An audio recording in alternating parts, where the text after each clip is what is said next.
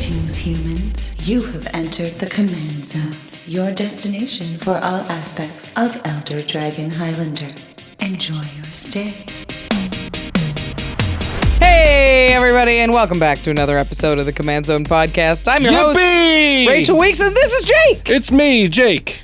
And we're talking about dragons. Here to upgrade another deck. More specifically, Abzan dragons. With big butts. Yeah, dragons with big butts. What more could you want? What is it, Shrek? Hey. The jokes keep on flowing. We are continuing to upgrade the 5 brand new Precons from Tarkir Dragonstorm. Today we will be upgrading the Abzan Precon. It's black, it's green, it's white. It's all about defenders and toughness and fortitude and booty. And green. And green. And black and white. Yes.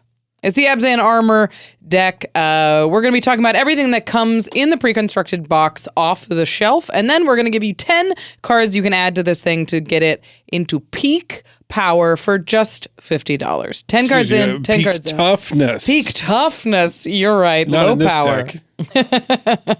But first, we've got to mention our sponsors. If you want to pick up any of the cards that we talk about in this episode, go to cardkingdom.com/command. You can pick up this Abzan Armor Precon. You can pick up any of the singles we're talking about. You can pick up any of the singles in the deck. If you're like, you know what, I don't need a toughness deck, but that card sounds pretty cool. Card Kingdom's got it. They've got a huge selection of cards, so when you're shopping, you can get as many as the cards you're looking for in one place as possible. I know when I am deck building, I am like, I put a big list together and I put it in the mail and I want it all to show up so I can start playing. And Card Kingdom doesn't make you wait for 1 card or 2 cards or 3 cards coming in the mail. It's all of them at once so you can get building and get playing. Plus, they know cards really well, so they ship them safely to you. That's really important to me. It's very frustrating when you order a card and it shows up bent in an envelope.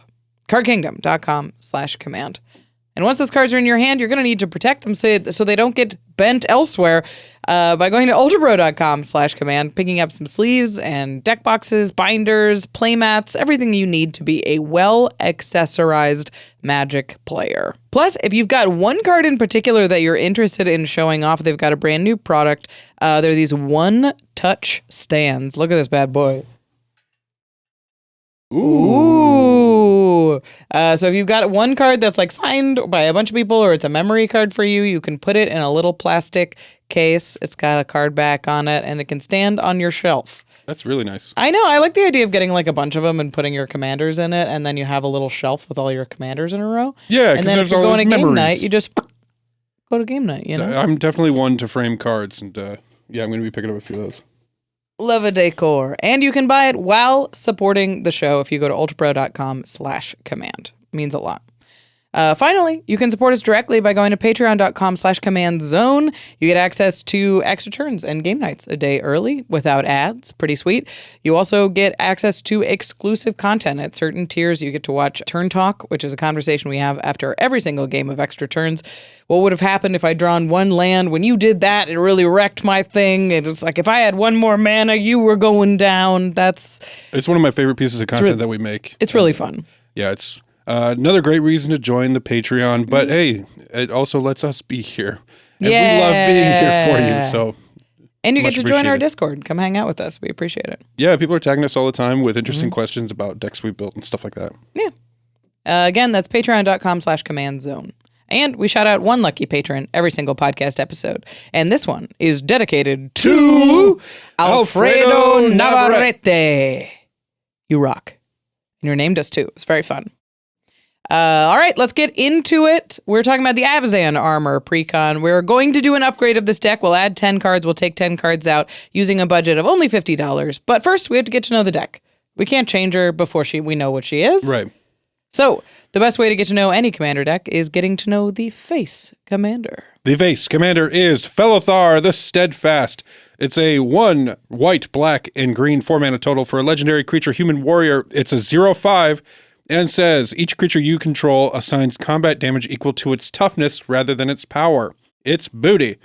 And creatures you control can attack as though they didn't have defender. And then it has 3 and tap, sacrifice another creature, draw cards equal to the sacrificed creature's toughness, then discard cards equal to its power. So we love Okay. to sacrifice a 0/5 to that. Absolutely. Draw 5, discard 0. Yeah. You're looking for super high toughness cards with no power at all to turn this into just straight card advantage. Not to mention having the the toughness fighting ability just stapled to your commander means you can go to combat, swing, hit somebody for 5, then sack the creature and draw 5 cards for your trouble. And boy, do I wish that this were 2 partners. Because both appetizing effects are on one single permanent. All our opponent needs to do is remove it, and then the party's over. So there is a lot of redundancy in this deck. There's a lot of ways to bolster the toughness plan, but a lot of the card draw is stapled to the commander. Of course, there is a backup option for this deck. This one is Baator, Ancestor's Voice. Ooh. It's 2, a white, black, and green, so 5 mana altogether for a 3/5 Spirit Dragon with flying and lifelink. At the beginning of your end step, put a number of +1/+1 counters on up to one other target creature you control equal to the amount of life you've gained this turn. Return up to one target creature card with mana value less than or equal to the amount of life you lost this turn from your graveyard to the battlefield. So this is doing some life gain, some life loss, and has higher toughness, but it doesn't necessarily have anything to do with the toughness plan in the deck. And there is a lot of incidental life gain payoffs and stuff like that in this deck. So if you were to swap it out, you would see some support, but it's not at its core. We're going to get into all of the stats to help support the decision that we've made of as to what commander should be in the command zone. But first, we want to talk about what comes in this deck when you buy it off the shelf. We're talking financially. So if you pick up this Precon, we have calculated the reprint value. There's a couple of things that you should keep in mind. All of our stats are based on the fact that this is currently listed at $45 MSRP. That is not necessarily how it will stay. That number could change, but at this moment, you can buy it for $45. And the numbers that we're going to talk about only include the reprints. They don't include any of the new cards. They don't include any of the basic lands. And they include the pricing at time of recording, which is before these have been spoiled. We do not know what it will happen to the prices after they are printed. All we have is the relative value before the reprints are announced. With all that out of the way, the total reprint value for this deck is... $165.25. Nice. Whoa! That's really good. That's pretty good for $45. $165, just for reference, is well above the average reprint value of 2024, which was only $137.79. So that's a very good number. That means that there are some real reprints in this deck that will support this archetype. Yeah, and some of them are pretty darn useful too, and we're really happy to see them. Yeah. This is, even if you were to take the valuable parts out and put them into the rest of your collection and just let the deck kind of hum on its own, it's a pretty good set of cards. Yeah. And we like to take that value and divide it by its MSRP just to give you a better idea of how much bang for your buck you're getting when you buy this, because Precon prices have varied so much over the years. We need a good number to compare sort of apples to apples. So this reprint value divided by the $45 MSRP, you wind up getting $3.67 worth of reprints for your $1 American cash, which is great. I mean, you're almost quadrupling your money there. You're multiplying it times 3.5, and that's for the reprints alone. So that is also well above average from 2024, which is $2.75. So super happy to see that. That just means like you're more incentivized to buy these precons. I never advise people to pick up precons unless they're specifically interested in the archetype inside. Yes. Because these days, like a lot of the new cards and a lot of the reprints are really specifically angled for one archetype. So if you're not interested in building one of the commanders or like supporting your own toughness deck, it's often not worth it to pick up just a Precon. But yeah, it's nice to have all the mana base in one spot, and I like to always build in the assembly fee. Like Wizards did that for me as well. Like, hey, listen, I'll throw in $40 if you build the deck for me too, and give me all the lands and put it all in one place. Yeah. So yeah, that plus reprint value. There's a lot of value here. For sure. All right. That is a bird's eye view of the financial aspect to this deck. But we like to zoom in and talk about the notable reprints that are available, specifically all of the reprints that are over $5. In this deck, there are 11 cards over $5. Huge. Be still my heart. That's amazing. The first one is sitting at $16. It's Dragon Lord Dramoka. Hamina. I love this card, and it's like... It keeps your turn yours. It keeps my turn mine. It says opponents can't do stuff during my turn. It's a 6-mana dragon. Yeah, 6 mana, 5/7 flying lifelink. It can't be countered. It's an elder dragon. Your opponents can't cast spells during your turn. We love that. I love this card. It's nice to see it reprinted because it's largely due to just lack of availability that it maintains this price. The next one is a doozy. It is sitting at $12. It's Seedborn Muse. Classic. Toughness. That's what we know Seedborn Muse for. Yeah, is the sure. Toughness. I can't wait to sacrifice this and draw 4, discard 2. And Indomitable Ancients, 2 white for a 2/10 Treefolk Warrior. Oh yeah, sitting at $9.50, which is pretty absurd. Crazy. But I'm sure it'll come down after this reprint, so you'll love to see it. The next one is at $9. It is Staff of Completion. So this is the one where you can pay certain amounts of life to do everything under the sun. Seems to go along with Baitor more than Fellothar. The Steadfast. Fellothar. Put some respect on Fellothar's name. Because of the pay life synergies going on here. Right. Like you've got life to spend. Uh-huh. Okay, and next is Weathered Sentinels. It's 3 mana for a 2/5 Defender, Vigilance, Reach, Trample. This creature can attack players who attacked you during their last turn as though it didn't have Defender. And when it attacks, it gets +3/+3 and indestructible until end of turn. This thing is a stone wall. That'll teach you to attack me. Yeah. It's also a 3 mana 2/5, which is great in a deck like this. It's $9. Yeah, that's absurd. A great reprint here. At $7.50, it's Shadrix Silver Quill. A lot of dragons, appropriate for the Dragonstorm deck. Jimmy loves this card. Jimmy loves this card. I love this card. Yeah. It's like Shadrix is great. Your opponents love this card because it gives do. stuff to you. You get to choose how to help yourself and how to help your opponents by either making an Inkling, having somebody draw a card, or putting counters on all their creatures. So you get one and one of your opponents gets one as well. Shadrix is a generous dragon.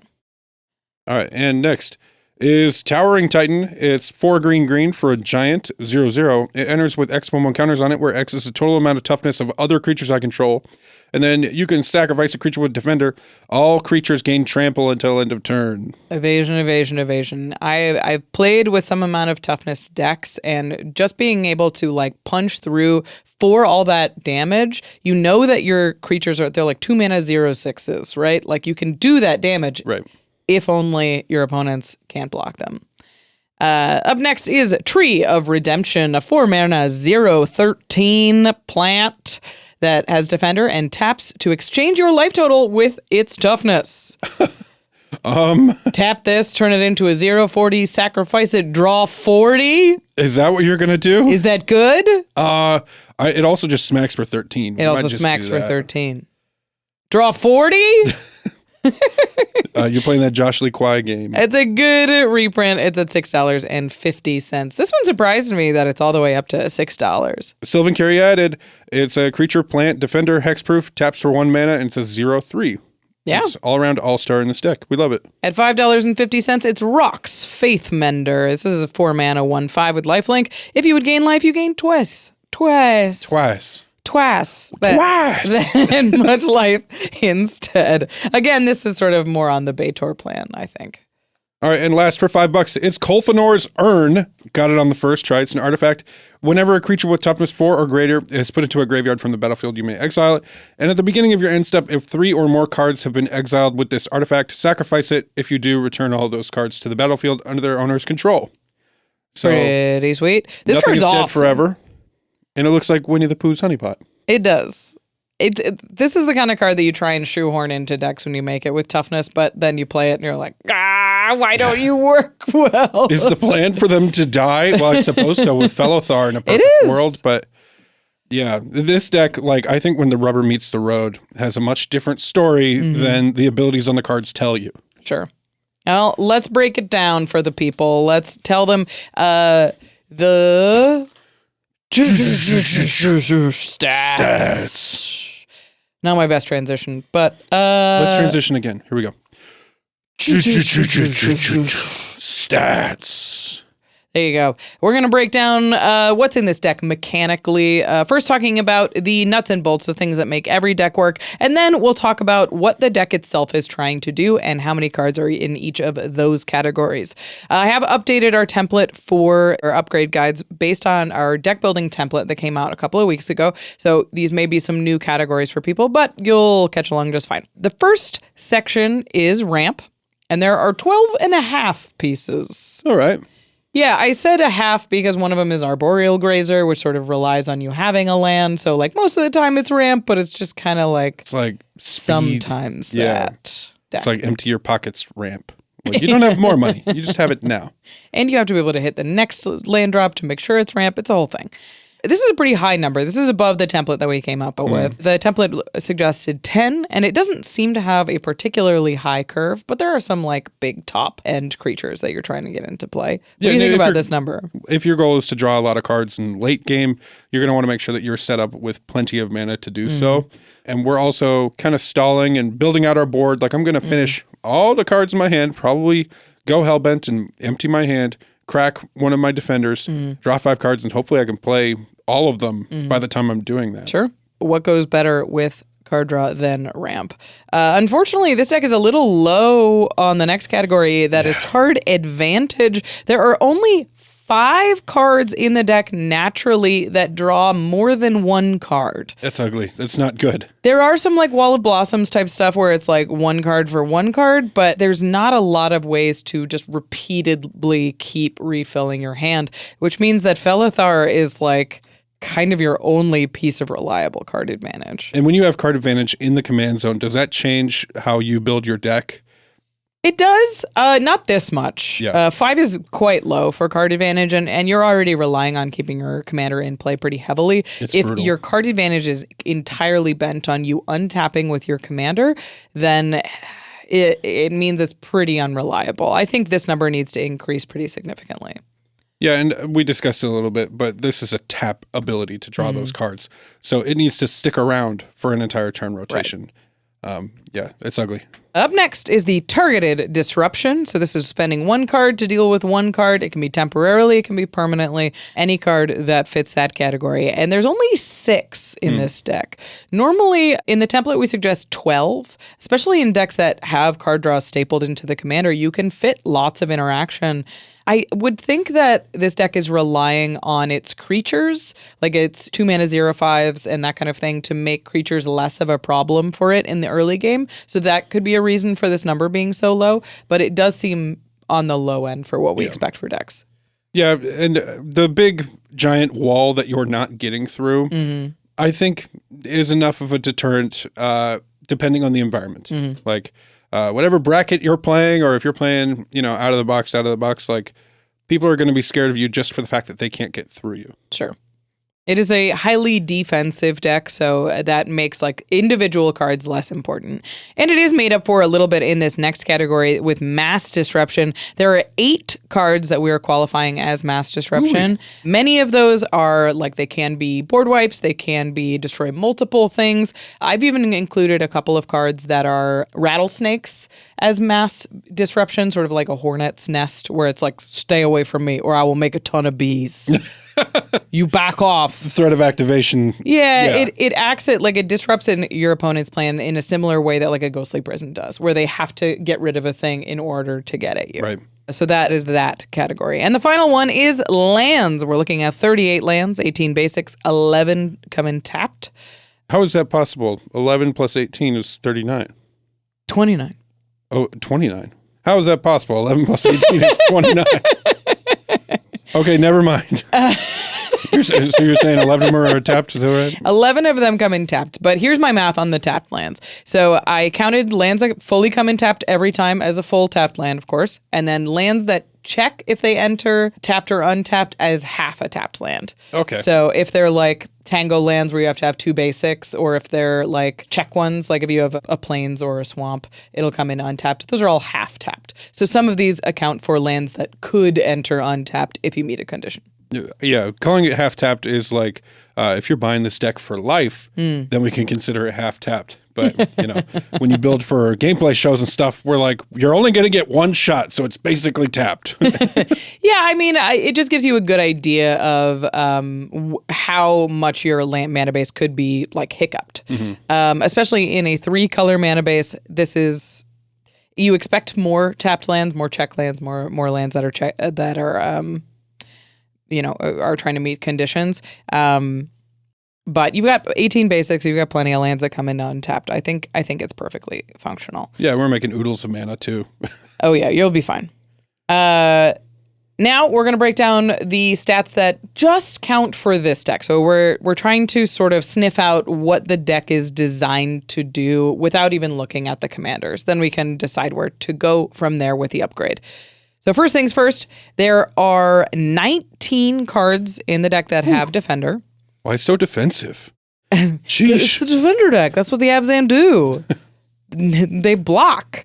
I wanted this number specifically because there's a lot of Defender payoffs that are like sacrifice a creature with Defender to do a thing, or like every creature you have with Defender, you add mana, that kind of thing. I mean, even your creatures with Defender can attack. Yeah. This thing that was a downside is not a downside. You would call that a Defender payoff for sure. And there's 8 creatures in the deck that are Defender payoffs, which is good. So I think 19 is close to what I would want to include Defender payoffs. I think that's perfectly reasonable. And then the 8 Defender payoffs honestly might be a little high. I think you could probably pull back on those specific things because your commander is a payoff for having Defender cards, but you've got plenty to fuel it. So I think this number works fine. Yeah, 20% of the deck being Defenders feels like, all right, we're going to draw a Defender. It'll be all right. Next is toughness payoffs. These are a little different than Defender payoffs. One cares about specifically cards with Defender. One cares about how high of a toughness it has. A lot more reliable. Yes, it's a lot more reliable. The deck is full of creatures with higher toughness than their power. And there are 10 toughness payoffs in the deck, including your commander. So you are loaded with cards that say, when you have high toughness, you get to draw. Or you get to drain people or that kind of thing. Or draw cards with our commander. Like, in that situation, since the ability says you can attack as though you didn't have Defender, and you hit with your butt rather than your face, hands, I don't know. Hands. Hands. Teeth. So you hit with your butt. The fact that that's a static ability on the commander, and it's in the command zone, feels a lot more reliable. Yeah. You will be hitting with your butt. I think that was the interesting thing about these stats is there's so many payoffs. There's 18 payoffs in the list if you combine these two. I don't believe there's crossover unless they specify Defender and then also toughness. But it's like a ton of cards that care about when you do the thing you benefit, and your commander also says when you do the thing you benefit. So it feels like you probably want a little bit more enablers and a little bit fewer payoffs in the deck just generally. But all that means is putting more creatures with high toughness in. That's not like a high bar to clear. Next is recursion. This is kind of what Abzan's best at. So I wanted to see how like functional it is to use its graveyard. And there's only 3 here. What? I know. Interesting. For These a deck are the with a colors. sack outlet on it? Yeah. Like your commander sacrifices creatures and you're in Abzan, it just feels like you would probably include a solid amount of recursion here, and we are a little low. Finally, there are 7 cards that allow you to gain life. Interesting. That was another thing that I wanted to look at because there is this like Baitor side plan of gain life or lose life. And there are some specific life gain payoffs in the list, but there aren't a ton of cards that like actually gain life. So that feels like an under-supported theme. for me. And maybe we should mention that Ikra Shadiki and Sidar Kondo are in here technically. Right. Could be your commanders, but they've got a little bit of that life gain love in there. Yeah, so because Beitor is more of he's a payoff for gaining life and losing life, but and he has lifelink himself. I do not know the gender on this dragon. I'm sorry. This dragon is a payoff for gaining life and losing life. Yeah. And I don't know about the art, but I just don't know how the deck actually supports that functionally. Yeah. All right. So moving on, we know what the deck is. We know what it's doing. It's got a couple of sub-themes. It's got a toughness thing and a lot of payoffs. We want to talk about the upgrade goals from here. Yeah. So what is the deck doing well? What do we want to improve upon? And then we'll talk about the best cards that we're like, this is the kind of thing that we're like really chasing down. Yeah. So number one, we chose Felithar the Steadfast as the commander. It feels like we entertained Beitor a little bit, you know. And by the way, upgrading these decks with Rachel is so fun because it's like visiting the school counselor, where she's like making sure I have all my credits. About are you going to choose this commander? Well, you know, you're not going to graduate in that case. So yeah, it is definitely Felithar. The static ability is so powerful at enabling our entire deck to do its thing. Like it turns us from a crazy defense to a massive offense. And I wanted to draw more cards. Yeah, like same. Very strongly. The tests, the list, everything supports that this does not have enough card advantage. It says card advantage in the command zone, but this is a tap ability. And the thing that taps to draw you cards also says, if you destroy this, you also turn off my entire army. Sure, yeah. So if your opponents are pointing their removal correctly and doing some great threat assessment, they're going to kill Felithar. They're going to point at your basket full of eggs. Yeah, exactly. We did pick Belethar as the commander for this deck. Or, excuse me, we did pick Felithar as the... I keep getting Beitor and Felithar like mushed in my head. Felithar as the commander for this upgrade. Because the deck is so toughness focused. Yeah. Yeah, and the static ability, like, even if we never get to draw cards off of it, the static ability in the command zone is good enough for me. And, like, if you do trigger this, like, activate this ability, you can draw 6 cards with your commander. It's obviously a very tempting removal target, but they can't remove everything. Yep. And, you know, maybe you sacrificing your 6/6 that punches them for 6 is enough to let you keep your commander. I don't know. And this isn't the first time that we've seen a commander like this. You know, this deck has existed before, and the extra 1 mana investment means that you might be drawing a ton of cards later. Yeah.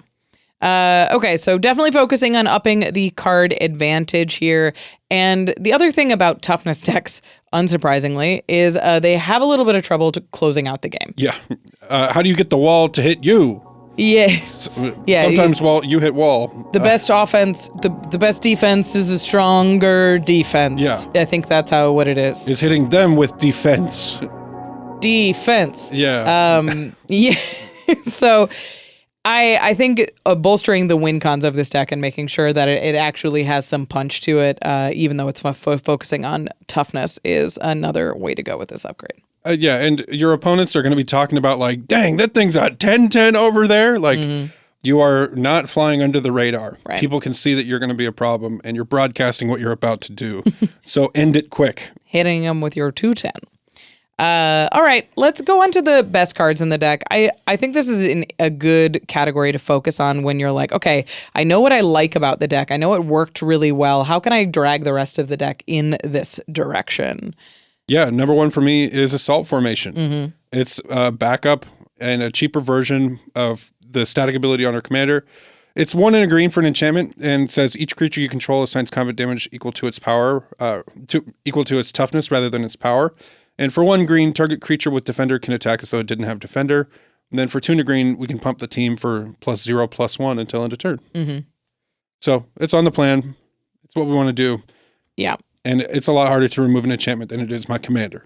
I love this pick for best card in the deck because it is a little bit of it's redundancy for your commander, but it's also kind of protection for your commander. Yeah. Because now removing your commander is like, Well, what's the point? I guess I removed the card draw ability, but they still get to hit me with the 6/6, right? You're spreading out your eggs a little bit and making it more difficult for your opponents to disrupt you. Having it all be in one little enchantment, it goes a long way. Yeah. The other card we were talking about is, we've mentioned already, it's Shadrick's Silver Quill. I love this pick too. Tell me why you've got it listed for best cards. Because it's a 5/5 double strike in the air Yeah. that buffs our team, draws us cards, or makes a little buddy as a consolation prize for one of our opponents. That's all right. You can have a 2/1 if I'm slapping you for 20. Yeah, for sure. It's such a fun card. I mean, the other one's kind of boring, but it's Seedborn Muse. You've got a commander with a tap ability, and it's got high toughness, and it's a really busted card. It's simply the best card.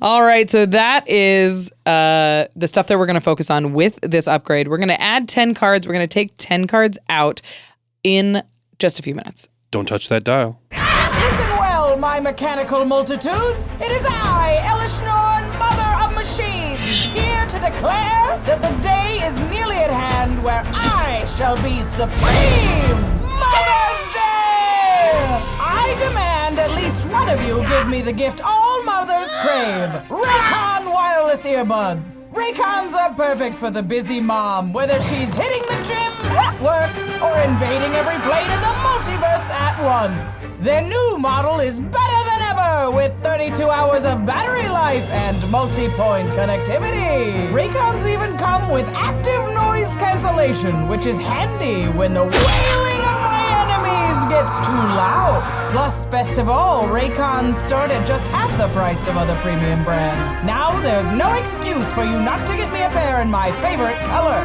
Cool Mint. So take it from the Mother of Machines. These machines will make your Mother's Day. Go to buyraycon.com/command to get 20% off site-wide. Right now, Raycon is offering up to 20% off site-wide when you go to buyraycon.com/command. Again, buyraycon.com/command. Cards, so many cards. Josh, what would you say is your most valuable card? Oh, well, actually, I do have a masterpiece sold. Wrong! It's your credit card. Wait, is this some kind of pay-to-win joke? No, unless by winning you mean protecting your important cards with a high-quality Ridge wallet. Check it out, I just got one. Ridge wallets are sleek and minimalist, and a huge step up from what I was using before. They're lighter, stronger, way more secure, and clearing out my old wallet made me realize how many cards I was carrying around that I just didn't need. Ridge makes it easy to protect the cards that really matter, because all their wallets come with RFID blocking technology to protect you from digital pickpockets. Plus, when I need to actually use a card, it's easy to slide out and tap to pay. As easy as it is to slide away right now! Oh, that's it. I'm getting a Ridge wallet.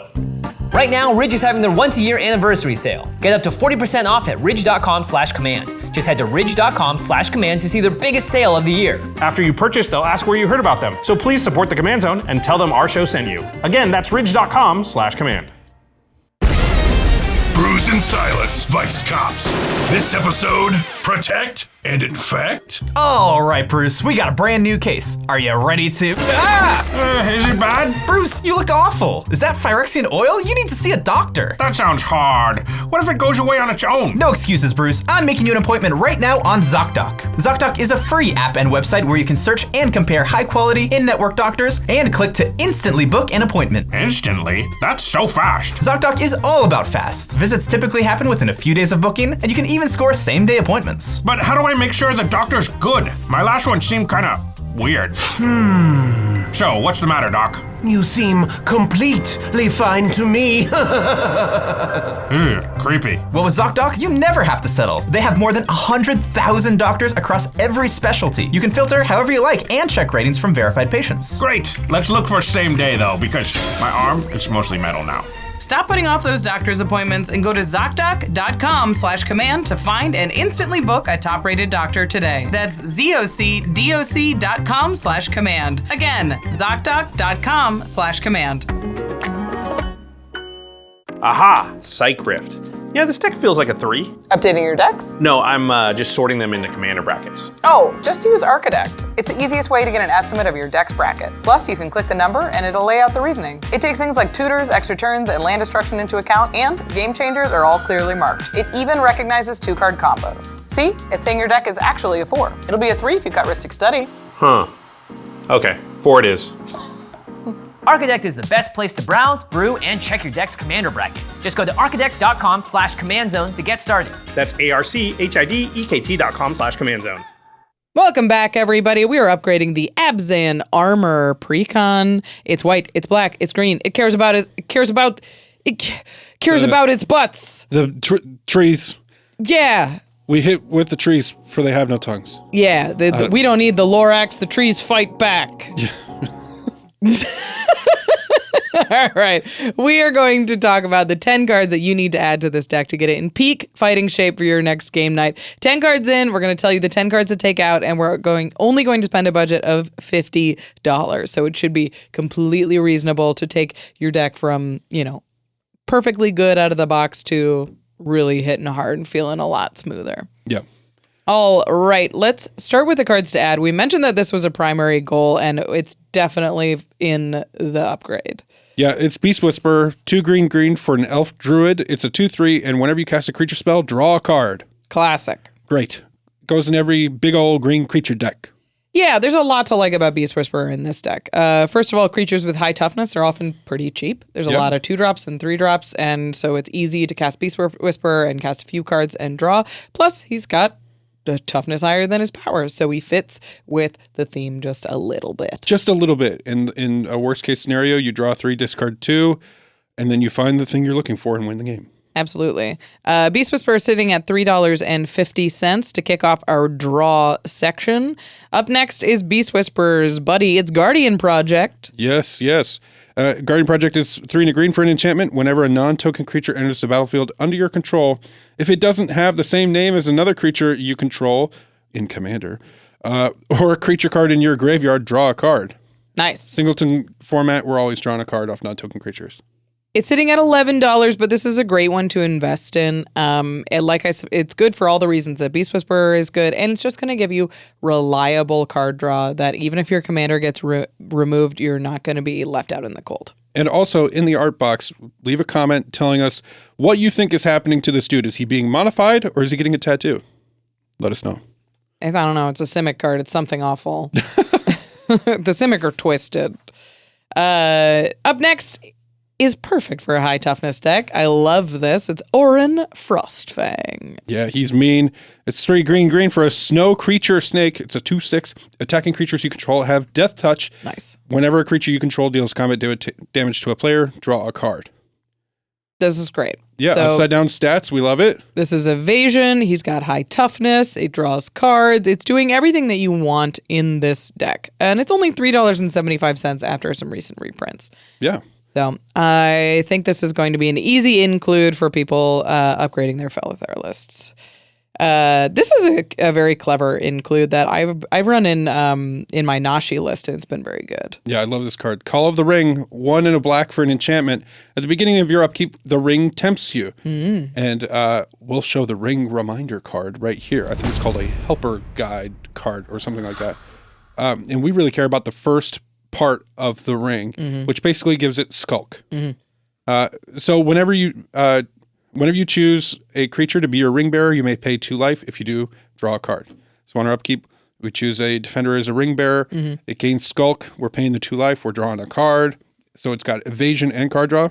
Love it. Skulk is great with creatures with low power because you have a lot of 0/5s in this list, but they hit for 5 damage. So being able to basically give your little creature, your big creatures, unblockable is a ton of value here, not to mention the card draw and a little bit of extra synergy with Baitor as well because of that paying life stuff. Yeah, I think we should probably tell people what skulk is. It was supposed to be an evergreen keyword in Shadows over Innistrad. It didn't end up being that. But basically, you can't be blocked by creatures with greater power than you. Yeah. So if you're 0, then you just slide through. Nice. Super cool. Up next, this card is so powerful. I cannot believe it is still 50 cents. It is Fecund Green Shell. 3 green for a 4/6 elemental turtle with reach. As long as you control 10 or more lands, creatures you control get +2/+2. Ooh. And then whenever Fecund Greenshell or another creature you control with toughness greater than its power enters, look at the top card of your library. If it's a land card, you may put it onto the battlefield tapped. Otherwise, put it into your hand. How convenient. That's our plan. We love doing that. That's so many things we want. It's ramp, it's draw, it has a huge butt. And it loves our things with big butts. It's a butt appreciator. We didn't have a category for butt appreciator. Well, we do. That's true. Toughness payoff. I guess that's what you call it. Yeah. It's a toughness payoff. It's a toughness payoff. Fecund Greenshell is great. It's only 50 cents. So pick one up. Definitely put it in this deck. It's a must add. And I think he's sneezing in the art. Yeah? The little spores are coming And out. that's why all the spores are busting out? That's fun. Can turtles sneeze? I bet it's really cute if a turtle sneezes. All right. Comment down below and tell us what you think a turtle sneeze sounds like. I believe it sounds like this. That's also a turtle cough, though. You're right. I mix them up. I do that all the time. It's like, that's my guess. It's very boogery. The editors are yelling at us to stop making sounds. Next is Ramus Ancient Shield. $6. 3 and a white for a legendary artifact. Whenever you cast your second spell each turn, draw a card, then create a 0/3 white wall token with Defender. And at the beginning of combat on your turn, creatures you control with Defender gain Exalted until end of turn. Nice. Woo-wee. I love this. We're pumping. So this is going to Exalted gives +1/+1, so it buffs your power and your toughness, and it just loads your board with little 0/3s. Mm-hmm. And now I'm checking. Oh no, Fecund Greenshell isn't non-token. So you can cast your second spell, and then the Ramus gets you a 0/3, and then you cheat a land into play. Now we're storming. It's a butt storm, not a Dragonstorm. This card's great. It's $6. A lot of people missed it because it's in the Lord of the Rings holiday cards, but it's perfect for this deck for sure. Yeah, lots of good stuff in that set. All right, next is Sapling of Kulfanor. It's only 75 cents. It's 3 and 2 black and or green. For a legendary creature, Treefolk Shaman, it's indestructible. It's a 2/5. When it attacks, reveal the top card of your library. If it's a creature card, you gain life equal to that card's toughness, lose life equal to its power, and then put it into your hand. Nice. So if we hit a creature on top, basically in this deck, it's going to our hand. It does what Baitor wants. It's doing this life gain and life drain thing if you want to keep Baitor in the deck. So it's both good for the face commander and good for the backup commander and draws cards. Yeah. You gotta love it. We love it. Oh, but I love this one. This next one is close to my heart. Mm-hmm. It's Nethroi, Apex of Death. Yes. It's $1. It's 2, a white, black, and green. So 5 mana total for a Death Touch lifelinker 5/5 with Mutate on it. I was going to say, this thing doesn't cost 5. You never pay the 5. The Mutate cost is 7. So 4, a green and or white, and 2 black. And black. When this creature mutates, return any number of target creature cards with total power 10 or less from your graveyard to the battlefield. That's going to be a lot of creatures. Yeah, this deck is designed to have creatures with low power and high toughness. It suits your commander. And now you have a way to reanimate all of the creatures that you've sacrificed, or at least like up to 4 or 5. That's plenty. And some mutate tech here is you can put Nethroi on top or below a creature.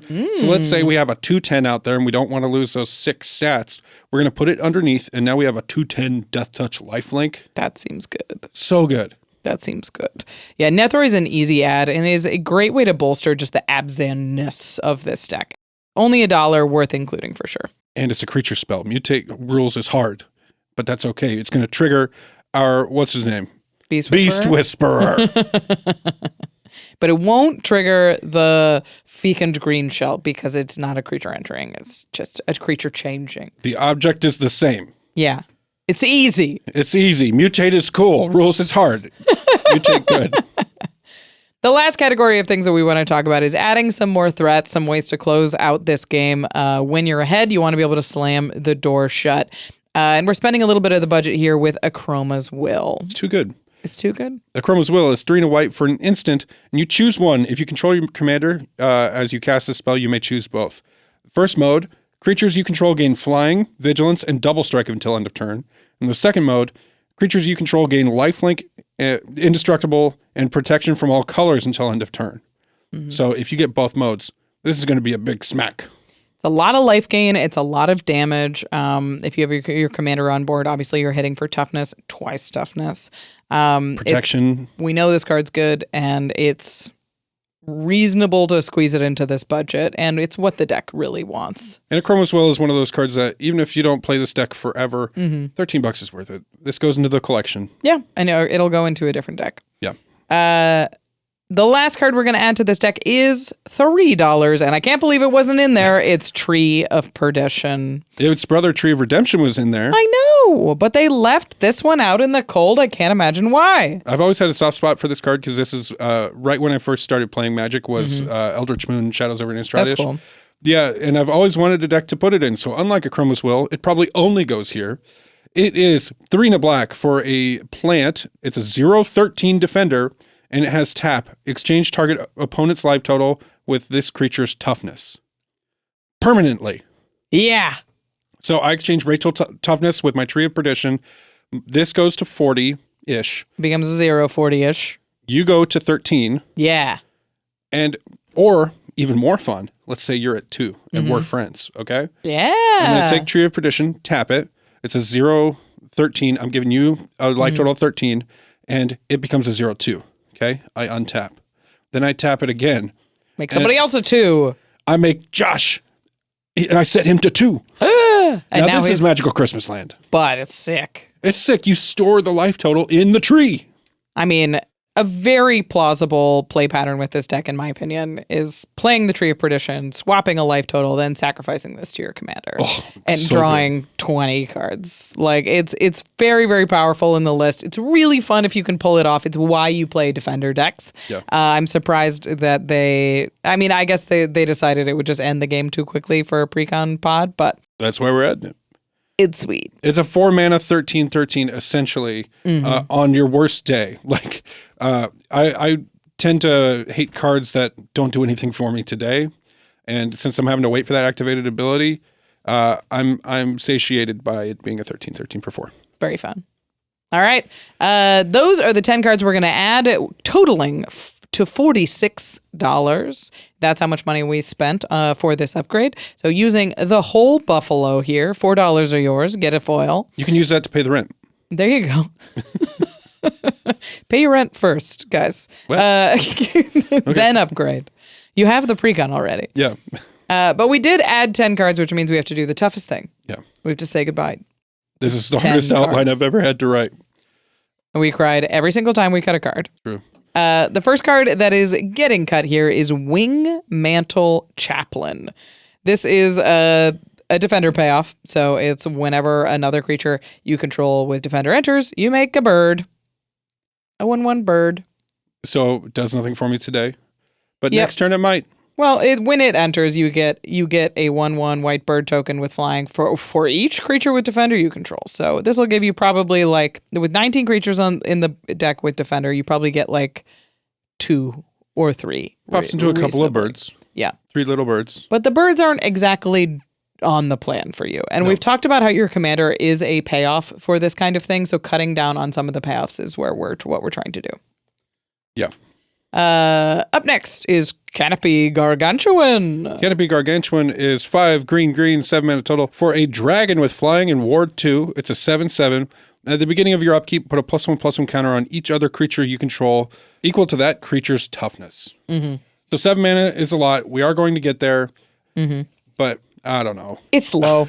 Yeah, I want to stay lower to the ground. It's 7 mana and it doesn't do anything into your upkeep. It just feels slow. It's going to make my team very large if he makes it there, but by this time I'd rather be double spelling.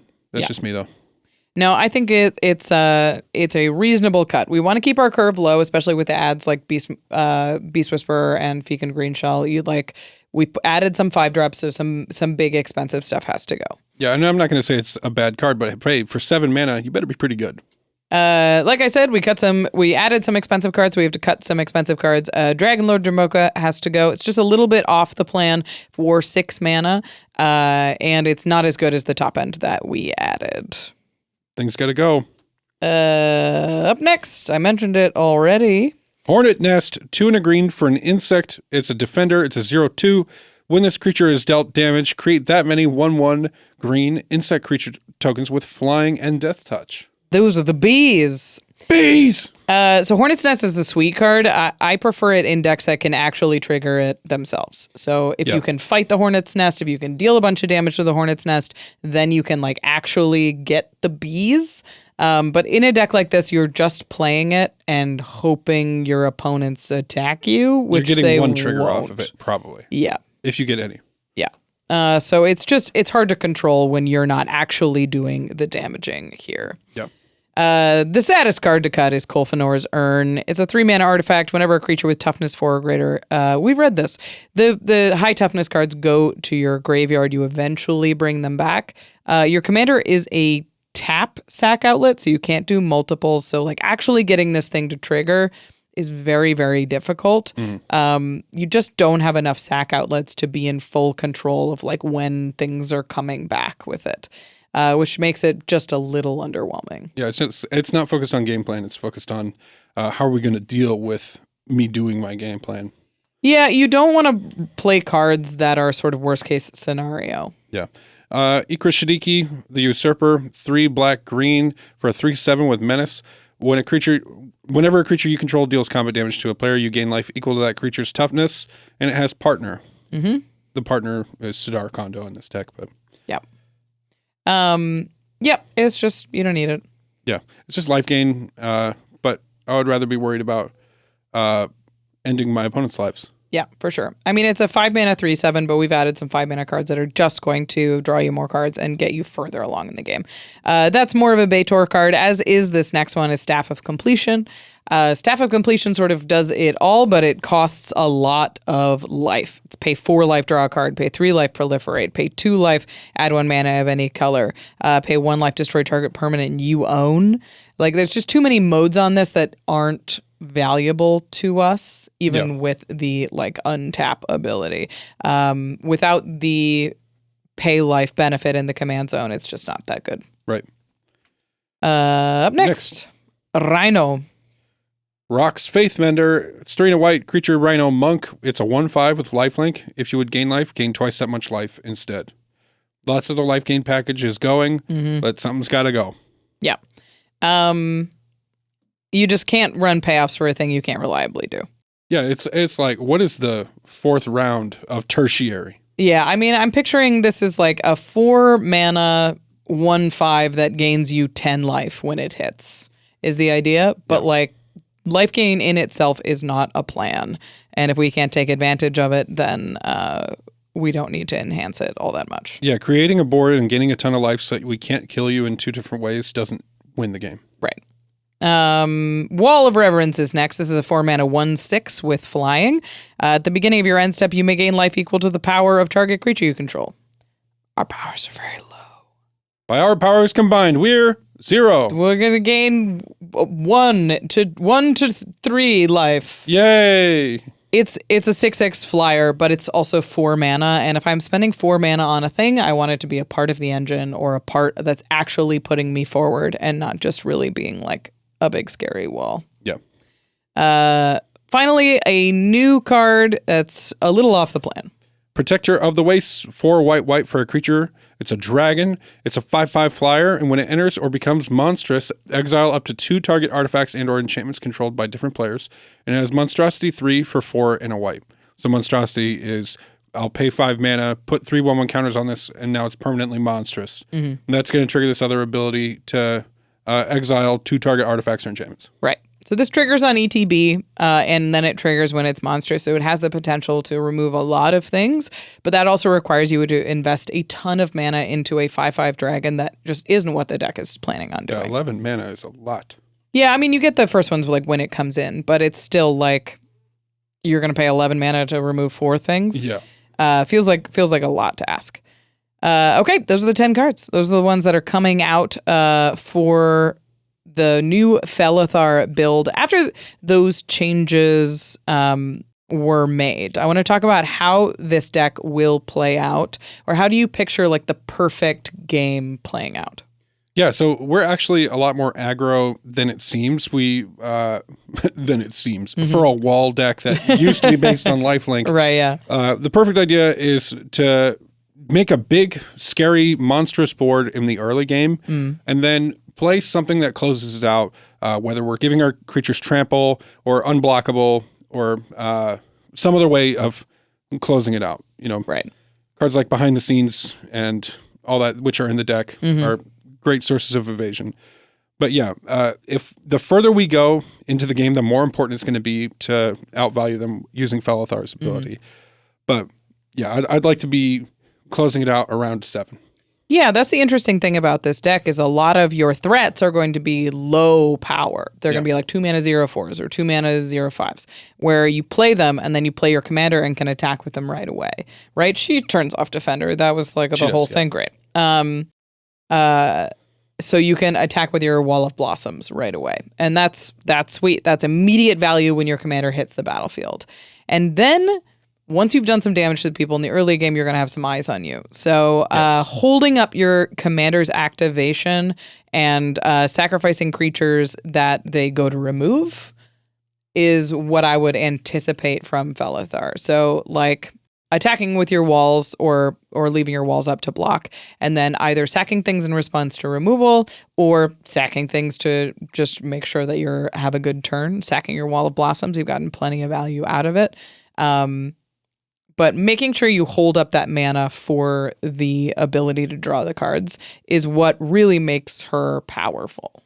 Yeah, and I think also there's this defining moment within the game where you first smack somebody for 10 to 20. Once that happens, they all have their eye on you. They're like, oh, out of nowhere, you could just take me out, which is true. So I better get to doing that. Yeah, no messing around. Because otherwise, if you smack for 10 or 20, then you just gain a bunch of life and build up my forces, and then a board wipe happens and I just have a bunch of life. Like, that doesn't win the game. Yeah. So you have to deliver on the promise that you make in those early turns and smack. Yeah, lean into Abzan. Abzan's good in the long game. You can get there, but you need to make sure that you haven't overcommitted to the board and not got taken advantage of the card draw ability on Felithar. Yeah, the worst thing you can do is sit there with no cards in hand and get your board wiped. Yeah, that's exactly the disaster that you don't want. All right. That's the deck. To the listeners, what do you think about this Precon? Is this the dream Defender deck you've been looking for? It's been a long time since the age of Doran. We now have Doran who draws cards. Any cards we missed to add to the list? Any cards we suggested to take out or add that you disagree with? Maybe you're like, you know what? Kolfanor's Urn is gotta stay. And you know what? You're kind of right. Yeah, this is a hard deck to upgrade, especially nowadays, the way that they build them just so well out of the box. Like, that should be a great reason for you to go to cardkingdom.com/command because out of the box, like, I have a hard time removing 10 of these cards. Yeah, it's like cutting down on the sub-theme, cutting down on the life gain was a big focus of these cuts, but it's definitely... like, there's a lot of stuff that does powerful things in the list. It's just about honing in that synergy. All right. If you want to pick up any of the cards that we talked about here today, we told you about 10 fresh new cards and a lot of singles from this list. You can pick them up at cardkingdom.com/command. Card Kingdom is the best. They know Magic cards. Plus, they've got a ton of cards all in one place. If you're building a brand new toughness deck, you can get all those cards in one place, get them sleeved up, and get playing as soon as possible.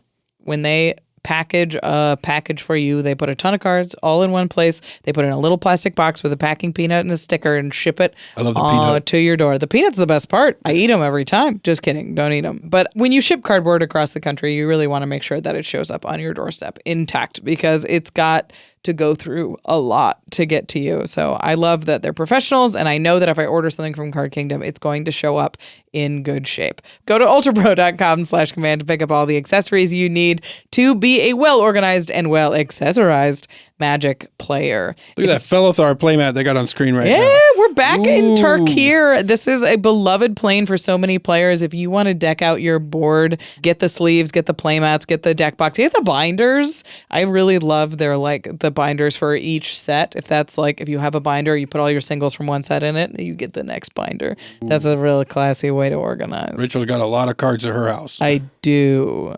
But if you have one specific card you want to show off, you can pick up this One Touch Frame Boy and put a special card in there. Maybe you got a cool gift. Maybe you got one signed. Maybe, you're a patron and you got the Soul Ring signed by Josh and Jimmy. You can put it in here, keep it safe so you can look at it always. All that is available at ultrapro.com/command. All right, we've talked a lot about Magic. It's time to talk about something cool outside the world of Magic. Are you doing anything cool right now, Jake? Yes, I am. Yeah? I have a YouTube channel. It's just my name, Jake Boss. Yeah. And I'm working on all kinds of fun videos. I've been experimenting a lot. I cover Disney Channel original movies that are directed by Michael Myers. That's very specific. And I'm also reviewing every single episode of Stargate. Mm-hmm. And I'm currently about to release part 2. Part 1 was an hour. Part 2 is 2 hours. So 3 hours, and I've only made it through 4 seasons. So I've got 17 seasons and 3 movies to get through. Oh my gosh. It's a big monstrous project, but I've been working on it for a year, and I love it. There's so much love going into this. It feels like you've been working on it for so long. I'm glad the people get to start seeing them. Yeah, one day I just realized I have to do this. I have so much to say, and it really, at the end of the day, it's not about the show. It's about it's a review about a show about friendship, and it ends up telling a lot of my story of how I made my first friends, and how I kind of carried it through.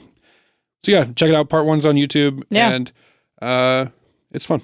Check out Jake's channel and videos on Stargate and Disney Channel original movies by Mike Myers. And Michael Myers, not Mike Myers. Mike Myers? Did he do Disney Channel original movies? I'm talking about Michael Myers from the slasher movies.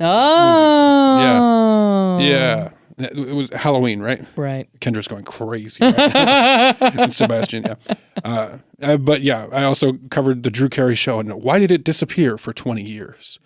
Asking interesting questions, making amazing videos that you're going to love. Check them out. Before we go, we want to say thank you to our amazing team here at the Command Zone. Thank you to Rachel Kendra, Karina Cruz, Sebastian Salazar, Gaurav Galati, Jamie Block, Jordan Pridgeon, Eric Lem, Josh Murphy, Manson Lung, Christopher Matista, Evan Limburger, Sam Waldo, Josh Lequai, Jimmy Wong, and of course to Jake Boss for taking the time to talk about dragons and butts with me here today. Can I get an audience applause right now? Not enough. They're laying it down right now. Oh. Here, and then let's thank them. Thank you so much. Put the Shrek booty on screen. Shrek booty. The dragon booty, not a Shrek booty. That's not relevant. Please, thank you. Right. Goodbye. Goodbye.